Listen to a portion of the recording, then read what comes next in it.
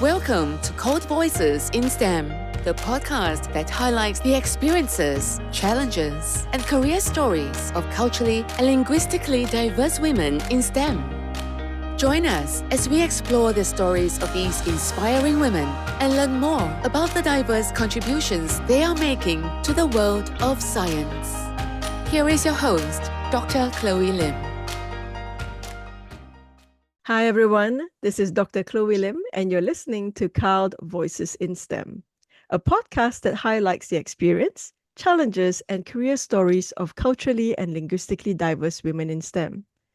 I begin today by acknowledging the Ngunnawal people, traditional custodians of the land on which we gather today, and pay my respects to their elders past, present, and emerging, and acknowledge the really deep contribution that they make to the life of our city and our region. In this new season of Code Voices in STEM podcast, I'm very excited to highlight Canberra women in STEM, and I'm honored to have Dr. Munazza Imran with me today as our podcast guest for this special podcast series. Dr. Munazza Imran is an accomplished alumna of the Australian National University, ANU, with over 2 decades of expertise in life sciences and education. Formerly an assistant professor in Pakistan, she won a prestigious scholarship in 2014 to pursue her PhD at the ANU while raising 2 young daughters. Specializing in molecular microbiology, she transitioned to a role as account manager at Thermo Fisher Scientific, fostering academic and industry collaborations. Now a scientific operation officer at the Therapeutic Goods Administration in Canberra and a dedicated manuscript reviewer, she balances her impactful career with cherished family time. Welcome, Munazza, to the podcast. Hi, thank you so much, Chloe, for such a wonderful introduction of mine, although I don't deserve this much. And thank you for having me on your show and your podcast. I have listened to your podcast and I was very much inspired by the stories told by many STEM women in STEM. So I just want to thank you for organizing all these podcasts. I really appreciate your efforts in this regard. Yeah. No, thanks, Munazza, for coming on. I think every woman in STEM has an inspiring story to tell. And so we're really interested to find out more about your story as well. So can you share a little bit about your background and how you became interested in STEM? Yeah, my background is not different from other women in STEM. I belong my native country is Pakistan, where I studied up to my MPhil degree, did research in MPhil in microbiology, and I did my honors and MSc as well in microbiology. And I belong to a very middle class family back home. So when I joined my university, at that time, my father, who was a federal government officer, was retired from his services. So it was very hard for me to pursue my, academic career, like to studies and to continue that. And for that purpose, while I finished my honors with the help of my financial help and every moral support of my father, because my father was a very, very determined person and was very a broad-minded person. He had a dream for me to do PhD. He had a dream for girls to go higher in higher position. He was not in a, like you might have heard, like back home we have a man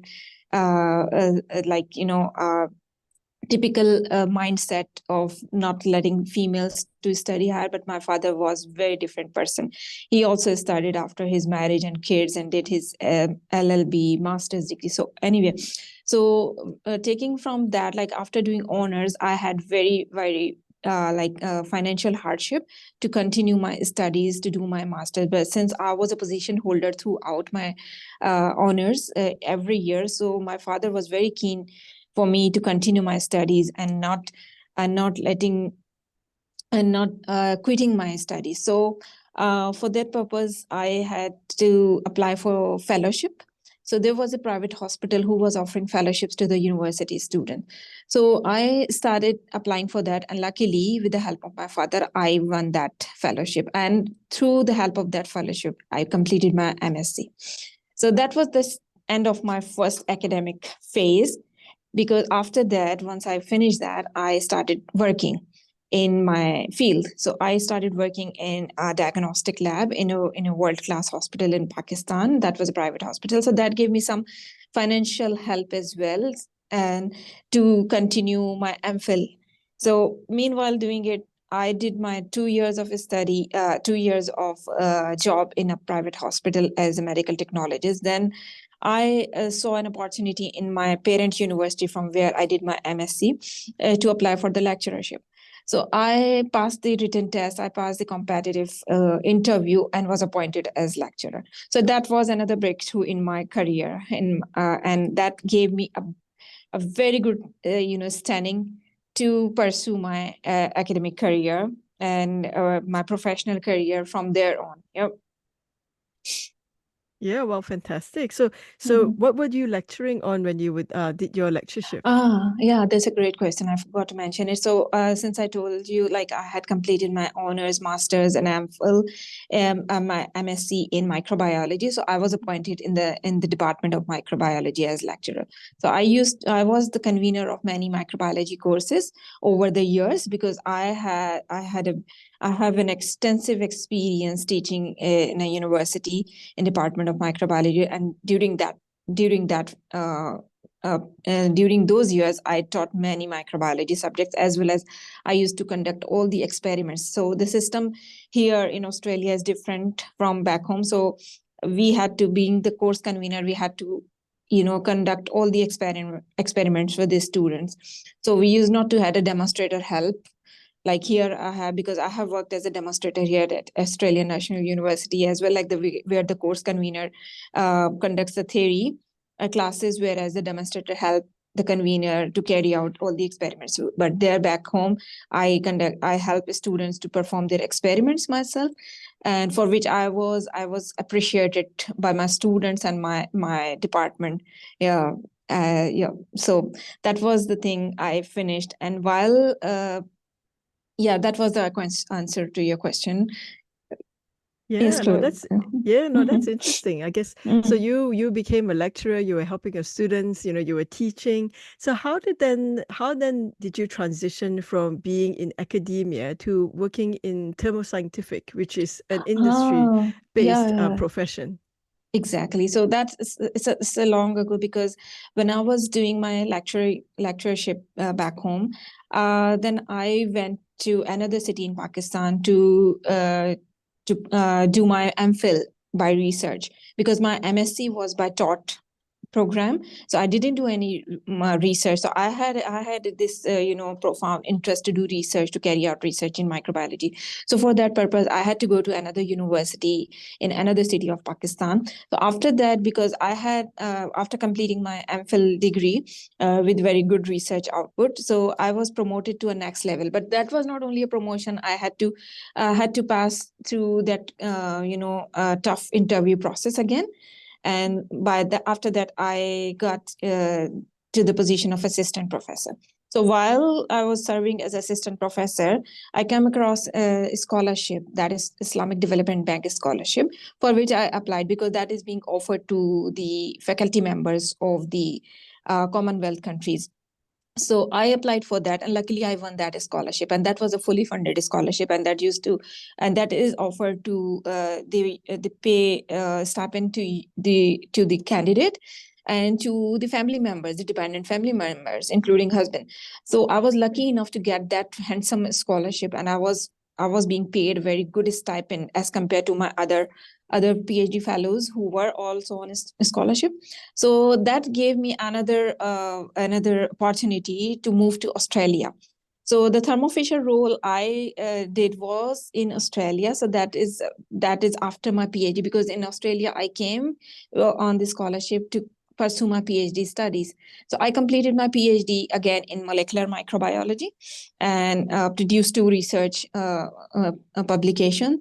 And then afterwards, so as soon as I graduated in 14 July in 2022, and in August, I got the offer from Thermo Fisher Scientific, where I was working in academia, and that was a big transition from academia to industry.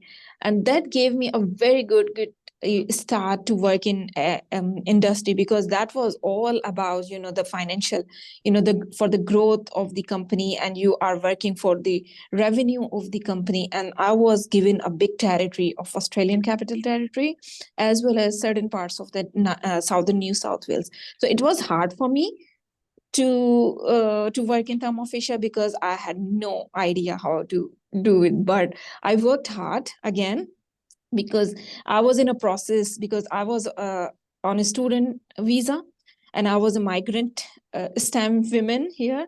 So for such people, where, as I mentioned, my whole family came with me with that scholarship, where they were also getting some amount on my scholarship. So it was on my shoulders that I had the responsibility to bring my family here, my husband, my two daughters, because I have got two kids, and they were primary schooler at that time. So that was a big responsibility. And we had then decided to settle in Australia, because since my kids were getting education here and they were too much into the system of schooling here and education, I thought like it would be very hard for them to adjust back in our country if we go back again.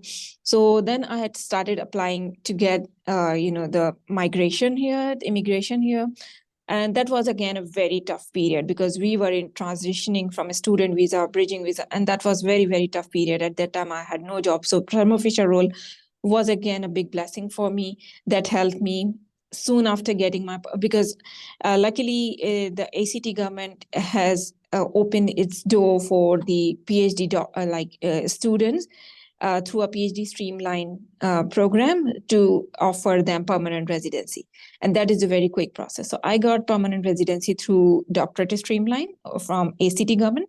And that was very helpful for me to get the permanent. So after that, I applied for the Thermo Fisher role. And that was, again, a very, very good start for my career in industry. So that was good enough for me to start with soon after doing my PhD. So there's no career gap in my career. So I didn't have to wait for opportunity. Like luckily, by the grace of God, so I was getting all the opportunities coming all my way. And that comes, I must say that fortune favors the prepared mind. So if you work hard, so you get, opportunities and all the ease that comes with them after once you are done with all the hard work you have done. Yeah. Oh, thanks so much for sharing that. I mean, I think it's a challenge, isn't it? A lot of people may not realize, the financial cost of studying or going through an academic degree. And for me, I guess I'm curious to understand more about, you've been in academia for so long. You did lectureship, you did your master's, you did your PhD. And so I know that there's an element of opportunity, I guess, that comes into you moving into industry. But I'm curious to understand, I guess, from your point of view, how different it is working in academia to working in industry, and what made you decide to move into that space? Yeah, that was my thirst to work in industry, because, I was looking after the research accounts for Thermo Fisher Scientific, and that helped me out how things work around. Because when I was doing PhD, I was on the other side of the desk, like where I used to put orders at the Thermo Fisher Scientific. But now because what I realized, like when I used to put orders to Thermo Fisher Scientific or any other company, XYZ scientific company, I had to explain them. I sometimes felt some flaws in the person who was taking my order. He had not much of the understand. It's very rare. They have good people to understand your needs. But I thought, now why not I jump into that space and help my research community who are in need of scientific equipment, scientific reagents, whatever they need. So I'll be of a better understanding to understand their needs, and to help them perform their research duties. So that was the inspiration. That was my goal, because throughout PhD, I was in a position to order many scientific equipments, reagents throughout my PhD. So that led me to go towards that space and to work in that role. And I think my manager was very happy, and he knew that how much struggle I have done, because being an international student and a woman and a mother of two kids, doing research as on international visa, student visa, how hard it would be for me. So he was very accommodating and he helped me. Like he understood and he was very inspired by my the way I was working in Thermo Fisher. Yeah, so it was very good start and gave me encouragement to apply for more and more roles. So yeah, Yeah. that's what I thought of doing, why I thought of doing Thermo Fisher role. Oh, fantastic. And so now, you move from industry and now you moved into government. And so what brought that on and how did you transition into that space? Yeah, so the thing is that while I was working there at Thermo Fisher, my role became redundant. So not only my role, so there was so much organizational changes took place at that time, and my manager role was also became redundant. So after that, I was jobless. And I was in a process of getting Australian citizenship.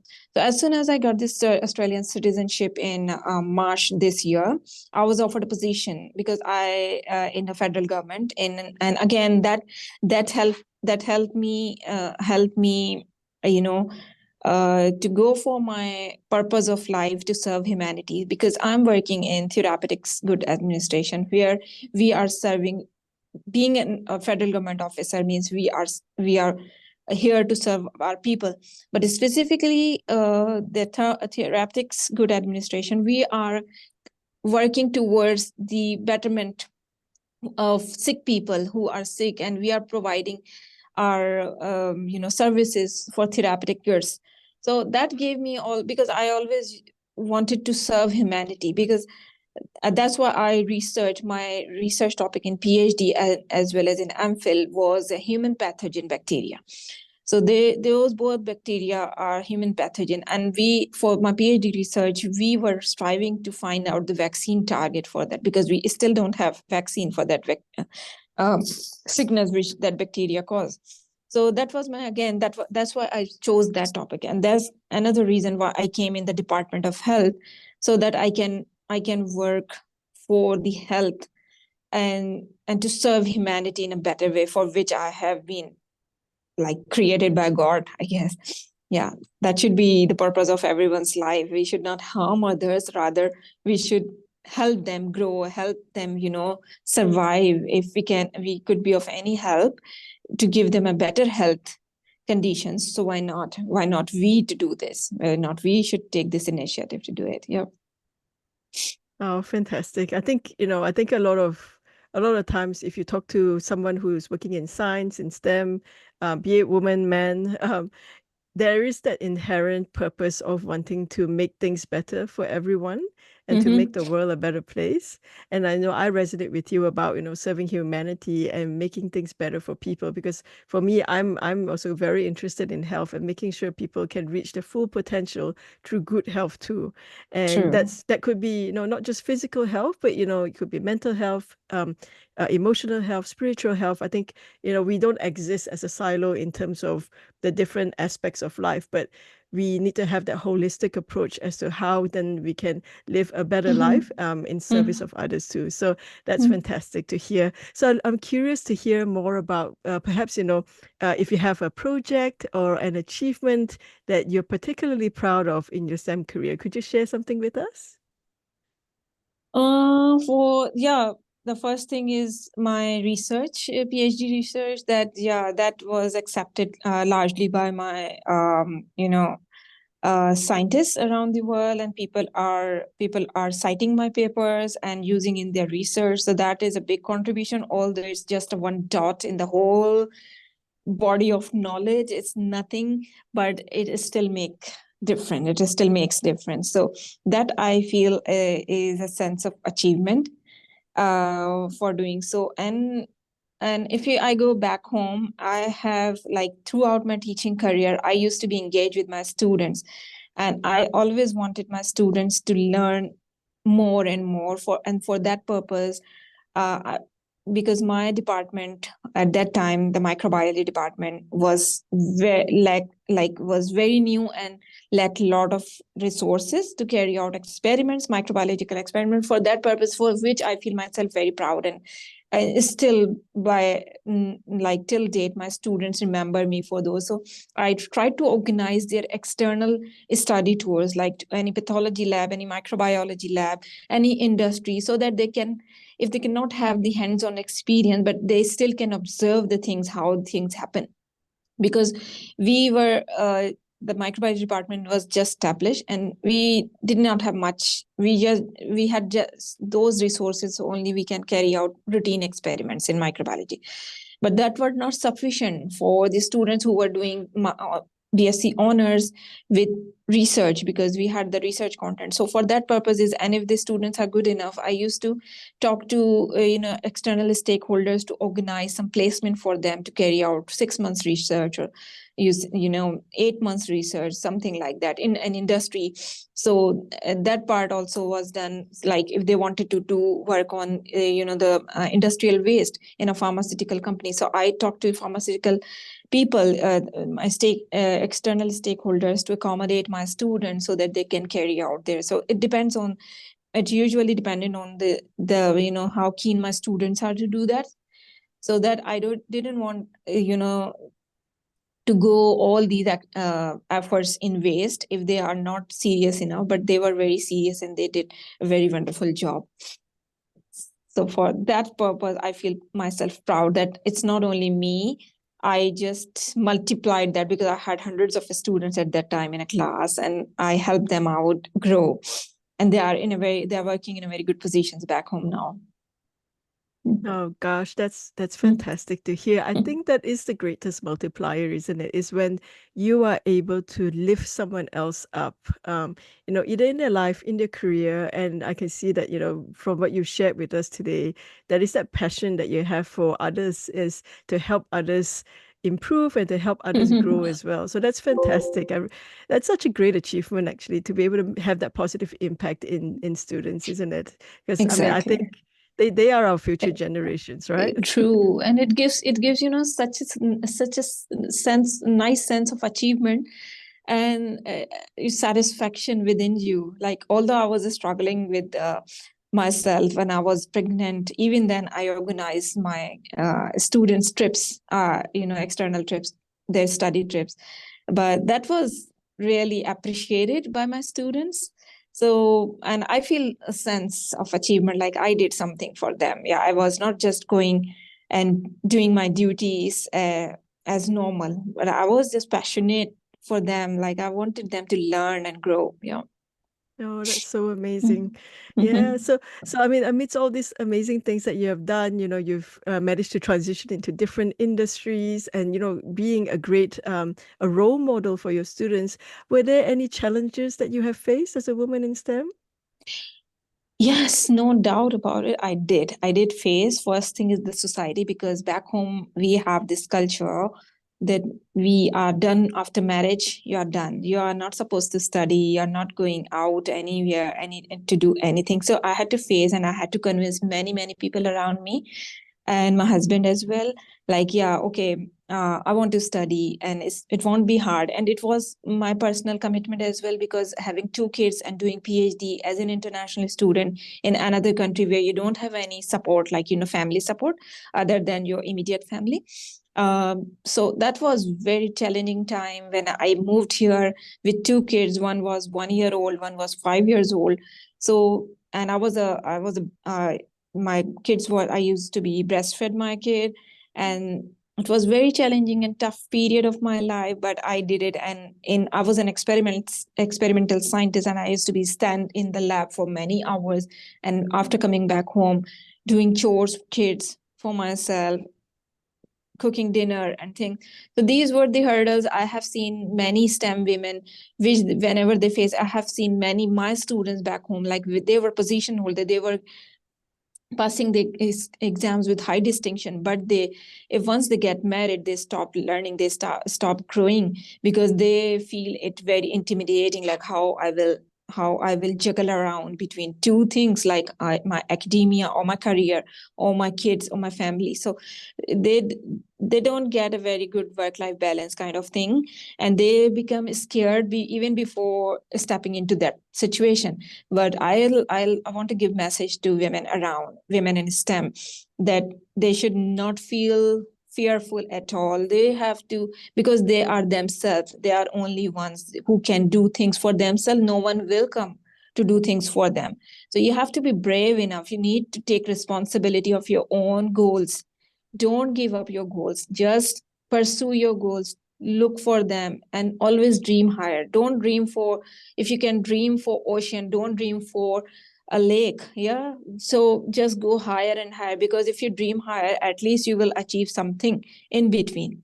But don't drop down to your level as you were. So I have seen many students, I have seen many girls and my friends who were with me, they couldn't make up to this level. They had dreams to do PhD, they had dreams to do things which can make them different from other female around them, but they just gave up.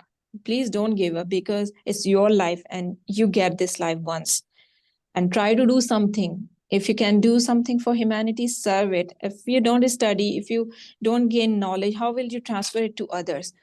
So you need to do something. You have to be something to do something. Yeah. Oh wow, that's really powerful words. And I think the challenges of societal expectations is quite how do you say, it's quite strong, isn't it? Especially in your culture. And so, how can we actually help these women who are in this sort of environment that makes it very difficult for them to break that barrier? What do you think needs to happen to help them break out of that barrier? Yeah, I think people of that part of world, and even here, once I have seen they are surrounded by kids, if they have kids, they stop doing things. If they were in academia or industry, they think, oh no, we are done. This the household, my kids' responsibilities. Not even back home, here as well, I have noticed, they think we are done. So it's a time for us who are actively engaged or involved in STEM careers or have done something, so need to engage with them. Like, they need some mentoring, they need some motivational talks. So we can organize some motivational talks for them on YouTube or any social media platform, where we can reach out specifically to women in STEM, because they are such a wealth, such a treasure in themselves, that that is being rusted. They are not using their potentials to do. They can do wonders, but being overwhelmed by responsibilities of kids and household chores, they think that's it. Because sometimes, and back home, especially specifically in back home, they think that is their job, to look after kids, to clean the house, to wash dishes. They think this is particularly back home, they think that is their job, that is done. So they don't think out of the box. They just keep on thinking this is just keep on running in circle. So they don't go up and see other opportunities, and they don't use. I have seen many bright minds, bright brains who have so lot of potential doing many things.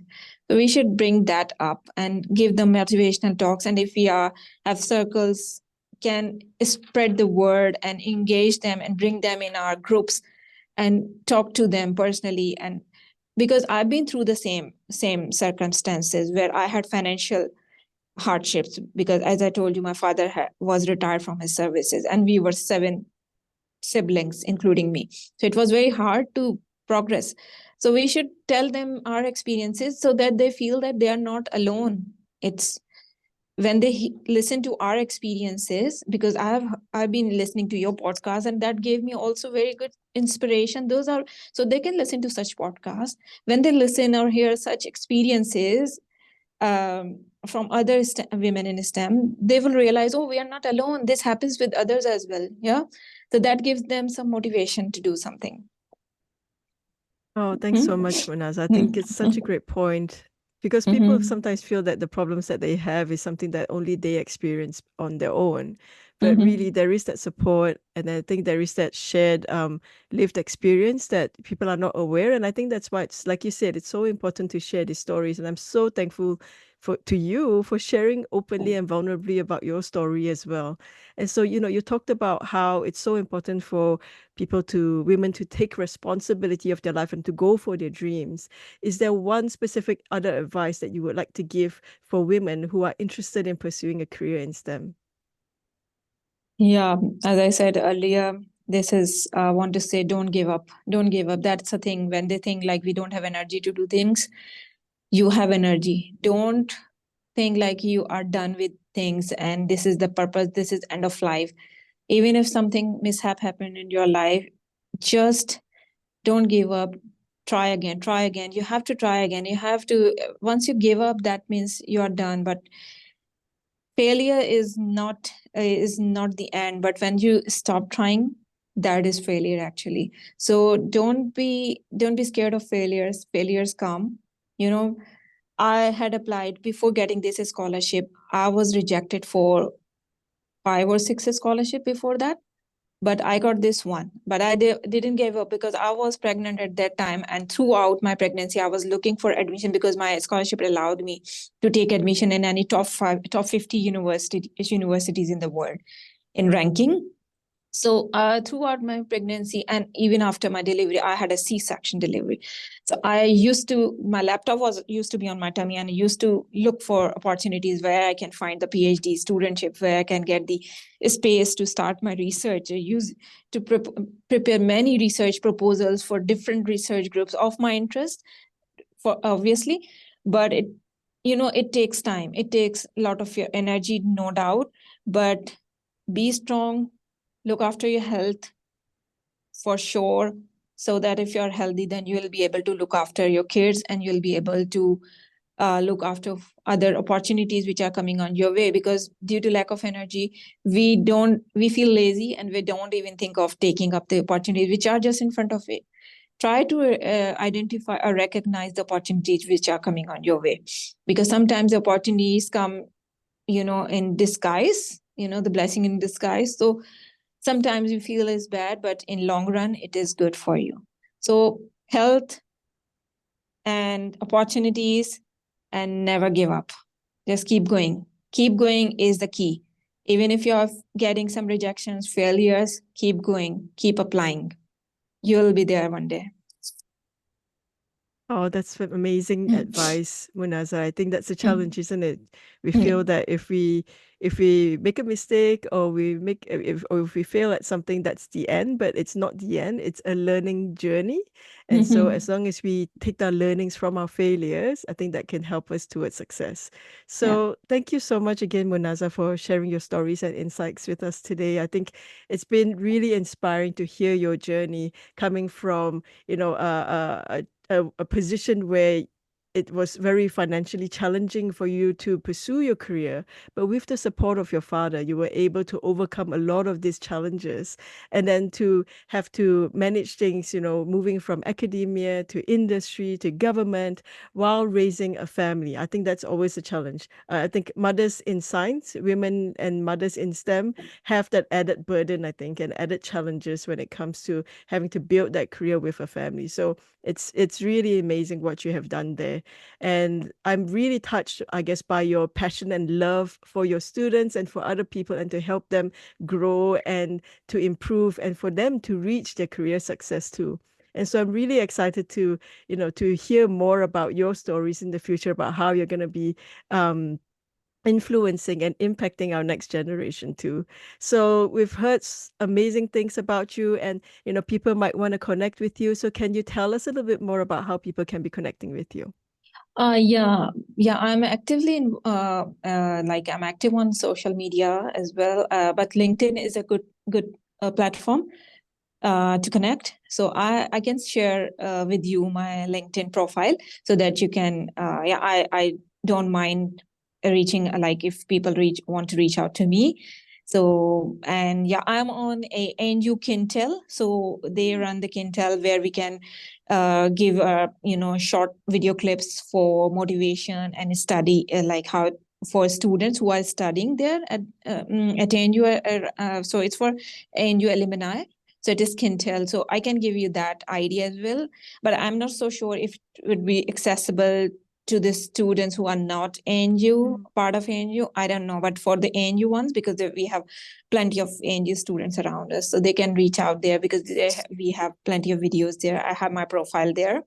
If someone wants any suggestion, any tips for career growth and anything, I'll be there to. Yeah, I can book a session with them to help them out. Yeah, but obviously on LinkedIn for sure I can, because that is open for public. Yeah. Fantastic. No problem. I'll definitely pop those links in the show notes so you can check it out there. So thanks again for sharing, Munazza. I really appreciate your time.